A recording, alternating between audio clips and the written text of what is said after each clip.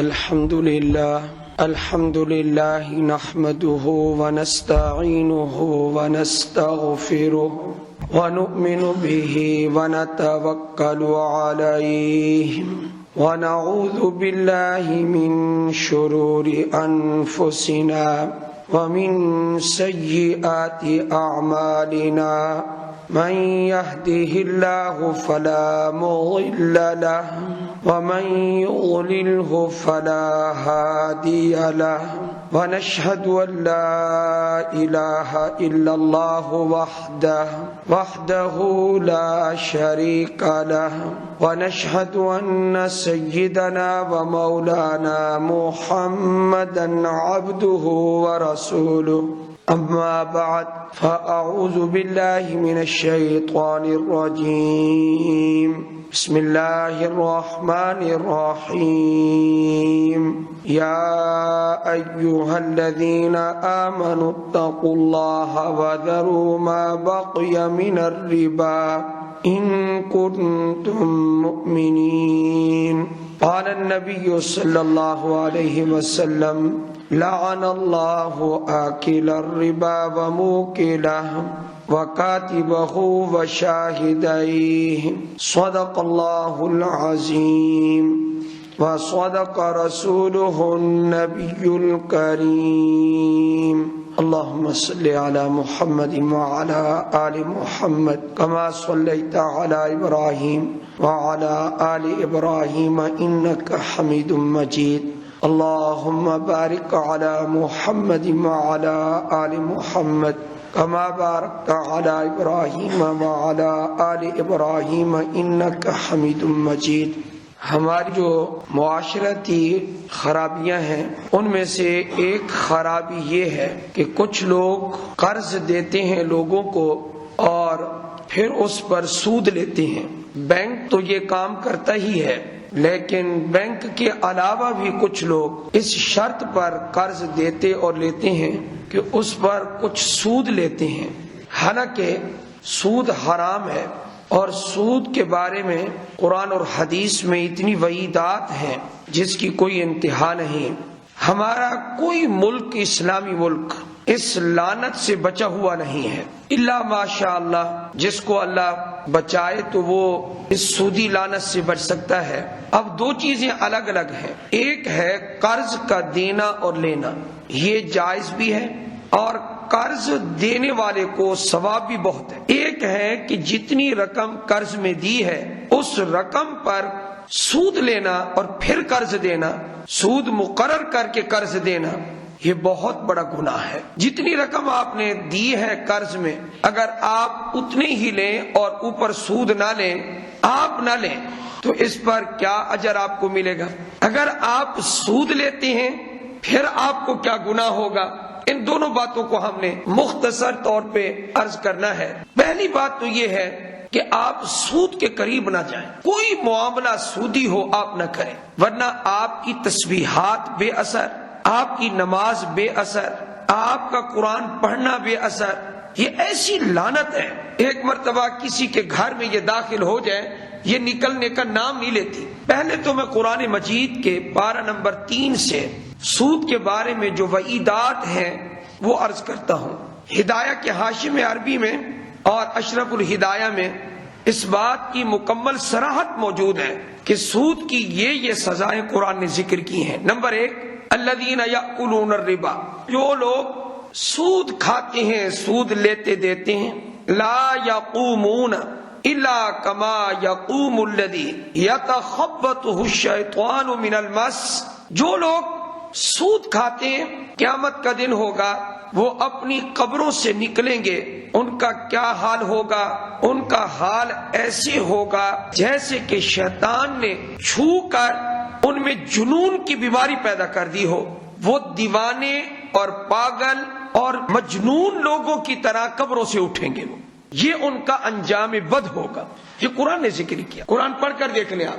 عقل اس وقت کوئی کام نہیں کرے گی. یہ بھی لڑکھڑا کیوں رہا ہے، یہ پاگلوں کی طرح کیوں پھر رہا ہے، تو پتہ چلے گا کیا یہ دنیا میں سود کھایا کرتا. اس لیے آج یہ ایسے پھر رہا ہے جس طرح کے پاگل پھر رہے ہیں. یہ قرآن کریم نے سزا ذکر کی ہے سود خور کی. میں یہ سوچا کرتا تھا کہ قرآن کریم جو ہے جتنی بھی سزائیں ذکر کرتا ہے گناہوں کی سزائیں، تو اس پر علماء یہ فرماتے ہیں ہمیشہ سزا الجزاء من جنس العمل، کہ جو سزا ہوتی ہے وہ جیسا کوئی گناہ کرتا ہے ویسی سزا ہوتی ہے، جیسا کوئی گناہ کرتا ہے سزا اس کو ویسی ملتی ہے۔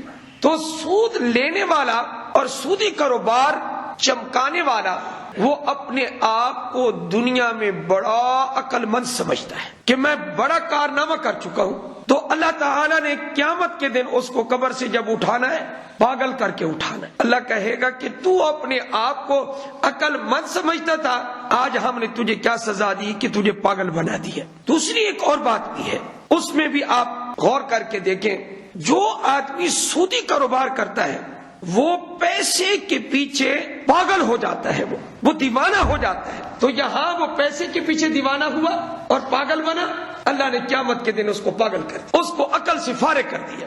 اب وہ لڑکھڑا رہا ہے، یہ تیسرے پارے میں پہلی سزا ہے۔ اب آتے ہیں ہم دوسری سزا کی طرف۔ اللہ جل جلالہ فرما رہے ہیں کہ جس کو یہ نصیحت پہنچی ہے کہ سود حرام ہے، فمن جاءہ موعظۃ من ربہ فانتہی، جس کو یہ پتہ چل گیا کہ سود حرام ہے، قرآن کی نصیحت پہنچ گئی، فانتہی، وہ رک گیا۔ اللہ فرماتے ہیں روک گیا، توبہ کر لی، اس کو نصیحت ہو گئی کہ رب تعالیٰ مجھے منع کر رہا ہے، وہ رک گیا، فلہ ما سلف، جو کچھ اس نے پہلے کیا تھا اللہ تعالیٰ توبہ کرنے سے پہلے اب یہ توبہ کر رہا ہے، مرنے سے پہلے توبہ کر لی، اللہ اس کو معاف کر دے گا۔ یہ قرآن کریم میں پڑھ رہا ہوں۔ اگلا حصہ دیکھیں سزا کیا ہے، ومن عاد، قرآن کی نصیحت بھی سن لی لیکن پھر دوبارہ اس نے عود کیا سودی کاروبار کی طرف، پھر لوٹ کر آیا، اس کو سنایا جا رہا ہے کہ قرآن سود کو حرام کہتا ہے، اس کو سنایا جا رہا ہے کہ حدیث رسول اللہ صلی اللہ علیہ وسلم نے ربا کو حرام کیا ہے، سود حرام ہے، لیکن وہ نہیں رکا نہیں، بلکہ اس سے پوچھو تو وہ کہتے ہیں میاں حلال ہے، الیاذ باللہ، کیا کہتے ہیں؟ حلال ہے۔ حلال کہنے سے ایمان ختم، اور اللہ نے اس کی سزا ذکر کی، ومن عاد، نصیحت کے بعد پھر کر رہا ہے، فَأُولَئِكَ أَصْحَابُ النَّارِ هُمْ فِيهَا خَالِدُونَ، یہ دوزخ والے ہیں، یہ دوزخ میں ہمیشہ رہیں گے۔ یہ دوسری سزا ہے۔ پہلی سزا آپ نے سن لی، پہلی سزا یہ ہے کہ عقل سے فارغ، دوسری سزا خلود فی النار، جہنم میں ہمیشہ رہنا پڑے گا۔ اگر اس نے اس کو حلال سمجھ لیا اور ایک وقت ایسا آتا ہے کہ وہ کہتا ہے کیا یہ تو مسجد کی بات ہے، یہ تو فلاں مولوی کی بات ہے، قرآن اور حدیث کو مولوی کی بات کہہ کے ایک طرف کر دیتا ہے، یہ تو علماء کے آپس کے مسائل ہیں، قرآن پڑھو ایک ایک لفظ موجود ہے اس میں، تو دوسری سزا یہ ہو گئی۔ اب ہم آتے ہیں تیسری سزا کی طرف، سود خور کی تیسری سزا جو قرآن نے ذکر کی، یمحق اللہ الربا ویربی الصدقات، فرمایا اللہ تعالیٰ یہ سود جتنا تم کما لو سود کے ذریعے، تمہیں انبار نظر آئے، پیسے کے انبار، سونے کے انبار، چاندی کے انبار، تمہاری کوٹھیاں بن جائیں، تمہاری گاڑیاں بن جائیں، لیکن رب تعالیٰ کیا کہہ رہا ہے؟ تیسری سزا سود خور کو کیا دے رہا ہے؟ یمحق اللہ الربا، اللہ اس سود کو مٹا کے رکھ دے گا۔ دنیا میں سود خور کبھی آسودہ حال نہیں ہو سکتا، سود خور کو آرام نہیں ہے، حالانکہ مال ہے، اس کے مزاج میں چڑچڑا پن ہے، اس کے مزاج میں خشونت ہے، سختی ہے۔ کبھی آپ نے نہیں دیکھا ہوگا سود خور ہو با اخلاق ہو، یہ ہو ہی نہیں سکتا۔ یمحق اللہ الربا، اس کا انجام صفر ہے، اس کا انجام کنگال ہونا ہے۔ اللہ تعالیٰ سود والے کو تو ایسا ذلیل کرتا ہے، اس وقت وہ ہاتھ ملتا ہے اور بنتا کچھ نہیں ہے، ایک روپیہ باقی نہیں رہتا، ایک روپیہ بھی، اتنا اللہ اس کو فقر و فاقہ میں ذلیل کر کے رکھ دیتا ہے۔ یہ دنیا میں ذلت آ جاتی ہے، آخرت کی سزا تو اور ہے۔ یہ وہ سزائیں میں ذکر کر رہا ہوں جو قرآن مجید میں، یہ تیسری سزا میں نے ذکر کر دی ہے۔ ایک اور سزا قرآن نے ذکر کی ہے، یا ایھا الذین آمنوا اتقوا اللہ، اے ایمان والو تم اللہ سے ڈر جاؤ، وذروا ما بقی من الربا، اور جو کچھ سود ہے اس کو چھوڑ دو، سودی لین دین کو ختم کرو، چھوڑو اس کو، وذروا ما بقی من الربا۔ آگے اللہ نے کیا کہا؟ ان کنتم مؤمنین، سود کو چھوڑو اگر تم مومن ہو۔ علماء نے لکھا ہے کہ اس لفظ میں اشارہ ہے کہ آہستہ آہستہ سود انسان کو کفر تک پہنچا دیتا ہے۔ اگر تم مومن ہو تو سود کو چھوڑو، ان کنتم مؤمنین، اگر تم مومن ہو تو سود کو چھوڑو۔ اب ذرا خود اندازہ لگا، خود یہ تعبیر کیسی وزنی اور عمیق اور گہری تعبیر ہے۔ کیا فرمایا اللہ نے؟ اگر تم مومن ہو تو سود کو چھوڑ دو۔ فرمایا اس کا انجام اچھا نہیں ہے، بہت برا انجام ہے۔ یہ میں نے 4 سزائیں ذکر کی ہیں، اب آتے ہیں 5ویں سزا کی طرف، جو سود خور کے لیے 5ویں سزا قرآن نے ذکر کی، بہت سخت ہے، وہ مشہور و معروف ہے۔ فَإِن لَّمْ تَفْعَلُوا فَأْذَنُوا بِحَرْبٍ مِّنَ اللَّهِ وَرَسُولِهِ۔ آج کہتے ہیں امریکہ سے نہ لڑو، اتنی اس کے پاس ٹیکنالوجی ہے، بس آپ اسے جنگ نہیں کر سکتے، وہ صفحہ ہستی سے مٹا دے گا، اس کے بعد بڑی طاقت ہے۔ برطانیہ سے نہ لڑو، فلاں فلاں سے نہ لڑو، روس سے نہ لڑو، اس سے نہ لڑو، اس سے نہ لڑو، جو کچھ ان کے پاس ہے وہ تمہارے پاس نہیں۔ میں بڑا حیران ہوتا ہوں ہمارے مسلمان بھائیوں پر، کیا کہ روس سے نہ لڑو، امریکہ سے نہ لڑو، برطانیہ سے نہ لڑو، فلاں سے نہ لڑو، حتیٰ کہ کہتے ہیں ہندوستان بھی ہم سے زیادہ طاقتور ہے۔ تمہیں ان ملکوں کی طاقت نظر آ رہی ہے، لیکن اللہ جو فرما رہے ہیں اس کی طرف توجہ ہی نہیں ہے۔ اللہ کہہ رہے ہیں فَإِن لَّمْ تَفْعَلُوا فَأْذَنُوا بِحَرْبٍ مِّنَ اللَّهِ وَرَسُولِهِ، اگر تم سود کو نہ چھوڑو تو پھر اللہ اور اللہ کے رسول کے ساتھ جنگ کے لیے تیار ہو جاؤ۔ اب آپ یہ بتائیں، مسلمان امریکہ سے نہیں لڑنا چاہتا لیکن اللہ سے جنگ کرنا چاہتا ہے، سب سے بڑی طاقت اللہ کی ہے۔ حیران ہیں ہم، مسلمان امریکہ سے ڈرتا ہے، فلاں سے ڈرتا ہے، اس سے ڈرتا ہے، اس سے ڈرتا ہے، رب سے کیوں نہیں ڈرتا؟ فَإِن لَّمْ تَفْعَلُوا فَأْذَنُوا بِحَرْبٍ مِّنَ اللَّهِ وَرَسُولِهِ۔ یہ سود کی 5ویں سزا ہے، اور ان 5 سزاؤں کو اللہ نے ایک ہی رکوع میں بیان فرما دیا۔ اب آتے ہیں ہم حدیث کی طرف، ایک حدیث سناتا ہوں، اس کے بعد قرض دینے کی فضیلت۔ حدیث پاک میں آتا ہے لَعَنَ اللَّهُ آكِلَ الرِّبَا، خدا کی لعنت اور پھٹکار ہو۔ نبی علیہ السلام نے فرمایا کن لوگوں پر؟ 4 قسم کے لوگوں، آکل الربا، سود کھانے والے پر، جو آدمی سود کو لیتا ہے، کھاتا ہے، پہنتا ہے کپڑا، اس پر میرے نبی نے لعنت کی ہے صلی اللہ علیہ وسلم۔ نمبر 2 وموکلہ، سود دینے والے پر، ایک ہے سود لینے والا، ایک ہے سود دینے والا، یہ 2 ہو گئے۔ نمبر 3 وکاتبہ، اور سود کو لکھنے والا، سود کا منشی، بینک میں ملازمت کرنے والا، سودی بینک میں ملازمت کر کے ان کا حساب و کتاب کرنے والا، اس حساب و کتاب کرنے والے پر، ملازمت کرنے والے پر اور تنخواہ لینے والے پر میرے نبی نے لعنت کی ہے۔ یہ کتنے ہو گئے؟ 3۔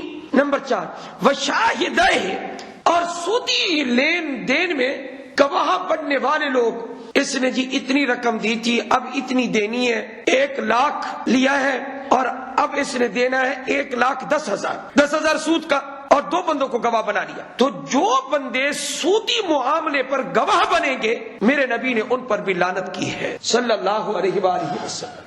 میں نے آپ کو حدیث کا مفہوم سنا دیا، اس کے بعد میرا کام یہ رہ گیا، آپ کسی کو قرض دیں، دیکھیں کہ واقعتاً یہ محتاج ہے، یہ ضرورت مند ہے، سود کے بغیر آپ قرض دیں، آپ اوپر کچھ نہ لیں، تو اے ذرا قرآن کریم کو پڑھیں۔ قرآن کیا کہتا ہے؟ من ذا الذی یقرض اللہ قرضا حسنا، جو آدمی قرض حسن دے، اللہ کی رضا کے لیے قرض دے، اور اللہ نے فرمایا تو غریب کو قرض دے گا نا سود کے بغیر، تو غریب کو نہیں قرض دے رہا۔ ذرا اللہ کو دیکھو، اللہ کیا فرما رہے؟ من ذا الذی یقرض اللہ، تو غریب کو نہیں دے رہا، اللہ فرماتے تو مجھے قرض دے رہا ہے۔ اللہ کیا فرماتے؟ تو غریب کو نہیں دے رہا، تو کس کو دے رہا ہے؟ مجھے دے رہا ہے۔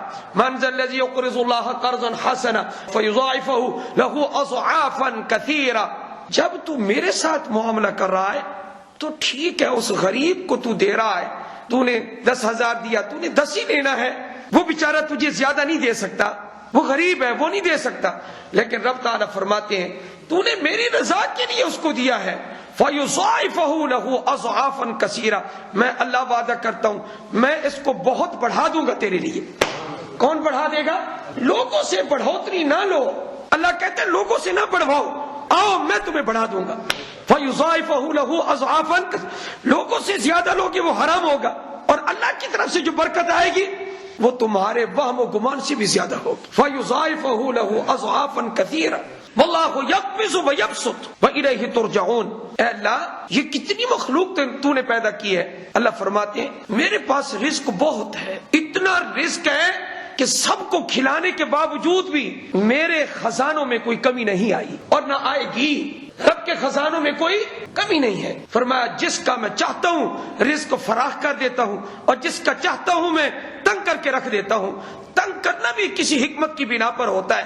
فرمایا فراخ کرنے میں میرے خزانوں میں کوئی کمی نہیں ہے. لوگوں سے زیادہ نہ لو، لوگوں کو جتنا دیا اتنا لو بس. میں نے تو سنا ہے ہمارے محلوں کا حال خراب ہے. ایک محلے میں بندے پیسے دے رہے ہیں، قرض لوگوں کو دے رہے ہیں، اس پر سود لے رہے ہیں. انا للہ و انا الیہ، یہ مسلمان ہے. کتنی بڑی خرابی ہے، لوگوں کو قرض دے کر اوپر سود لے رہے ہیں. استغفر اللہ، کیا ان کو نصیب ہوگا؟ کیا ان کے گھر میں برکت ہوگی؟ جس چیز کو میرے رب نے حرام کیا اس کو حلال کیے بیٹھے ہیں یہ لوگ. آپ کو میں آخرت کے حوالے سے ایک حدیث آتی ہے، حدیث کی کتابوں میں، مشکات میں ہے، دوسری کتابوں میں بھی ہے. ایک بندہ فوت ہو گیا، وہ اللہ کے پاس پہنچا. نبی اکرم صلی اللہ علیہ وسلم نے فرمایا کہ اللہ تعالیٰ نے یہ کہا فرشتوں کو کہ یہ میرا بندہ یہ وہ ہے کہ اس کے گناہ ہیں لیکن اس کا ایک کام مجھے بڑا پسند ہے. وہ کیا کام؟ لوگ یہ کاروبار کرتا تھا، لوگوں سے معاملات کرتا تھا، لین دین کرتا تھا، بس ایک صفت اس کی مجھے بہت پسند آئی ہے تو یہ معاملہ کھڑا تو اسی جگہ ہے کہ کوئی ہمارا کوئی کام اللہ کو پسند آ جائے، معاملہ کھڑا بس اسی جگہ پہ ہے. اس لیے ہمارے بزرگ فرماتے ہیں کسی چھوٹی نیکی کو چھوٹا سمجھ کے نہ چھوڑو اور چھوٹے گناہ کو چھوٹا سمجھ کے نہ کرو.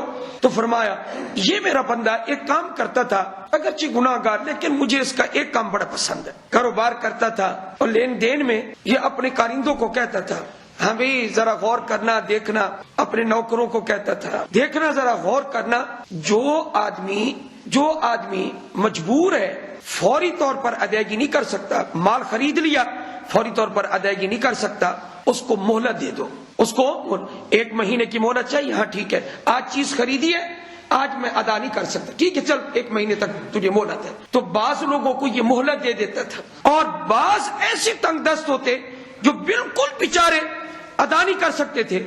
فرمایا جو بہت زیادہ تنگ دست ہوتے ان کو یہ اپنا حق معاف کر دیتا تھا، اپنا حق معاف کر دیتا تھا. تو اللہ تعالیٰ اس بندے کو کہیں گے فرشتوں کے سامنے. نبی اکرم صلی اللہ علیہ وسلم فرمایا کہ اس بندے کے بارے میں اللہ نے فرشتوں کو سنایا کہ یہ میرا بندہ یہ کام کرتا تھا، مجھے اس کا یہ کام بڑا پسند ہے. فرمایا تو لوگوں کو معاف کر دیتا تھا اپنا حق، آج میں اپنے حق تجھے معاف کر رہا ہوں، میں زیادہ مغفرت کرنے والا ہوں. بات کھڑی صرف یہی ہے. اور ایک امام قرطبی نے ایک آیت کے تحت یہ لکھا رحمہ اللہ نے، جتنا آدمی قرض دیتا ہے، قرض دینا اوپر سود نہ لینا یہ صدقہ کرنے سے بھی افضل عمل ہے. میں پھر کہہ رہا ہوں ایک مرتبہ، قرض دینا لیکن اوپر سود نہ لینا یہ صدقہ کرنے سے بھی افضل عمل ہے. مثلا آپ سے ایک آدمی نے کہا 1000 روپے کی ضرورت ہے، وہ مجھے دے دے، میں 15 دن کے بعد آپ کو ادا کر دوں گا. 15 دن آپ نے انتظار کیا، اس کے بعد آپ نے اپنا 1000 لے لیا. 15 دن اس کو آپ نے اپنا 1000 دیا، 1000 آپ نے لے لیا. فرمایا 1000 بھی آپ کے پاس آئے گا اور ہر دن 15 دن ہر دن 1000 صدقہ کرنے کا بھی آپ کو ثواب ملے گا. اللہ تعالی ہمیں دین کی باتیں سمجھنے اور اس پر عمل کرنے کی توفیق عطا فرمائے. وآخر دعوانا ان الحمد للہ رب العالمین.